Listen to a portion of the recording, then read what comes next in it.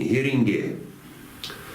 У якийсь вечір сиджу, що у ладичці я виджу. Там указують гостину, повну з їдінням судену. Смачно гірінги пасавуть, паліночку запивають, хвост зробись обставуть, сото за столом смівуть. Лакомлюся, вунь дуріву, я за гірінгом шаліву. Руські, як пішли од нас, гірінги пропали враз. Так кортить їх з'їсти, не лече, а не присісти. І не брало ня спання. Другий день біжу до дня, рибу в бовті покупити, боня і мать колотити. Ще замкнено, я чекав, літр слина промакав. Пушка тульком покурив, доки бовця утворив. Скоро дриб я побіг і лежар на перший сніг. Пані Кася в касу вперла, продавала, бо й вмерла. Не робити ю кортить, чорний кавель й хібить. Сперед зню, під склом, тихенькі, короби лежать здохленькі. Рота вже не утворявуть, коли здохли, то не знавуть. Інша тепша, закурині, скумбрії до роззелені. Холодильник хоч фунгує, копу дойде мершу чує. Риба собі чесно гниє, никою вже немає.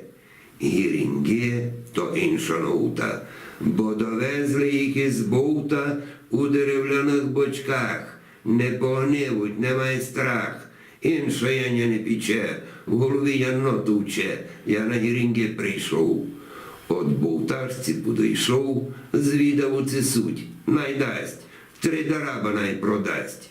Я на гірінги чекав, як досігать позираву, вилку з бочки на 3 рати, се не вморю їх і мати. У жачку і на вагу, на півкіла гірінгу. Звідать доста? Кажу айно. На душі не стало файно, смак потилицю в гончуву, доростя на гірінгову, із цибулькою, із вустом, пахне роблячим хвостом. Ще тям люди точий смак, хоч далеком не дітвак. Грошім вер, не треба здачу, гічику думу я скачу. Но од гірінгам допався, в кухні на столі розклався, танір досяг, нуж у руки, з опруцями до розмуки.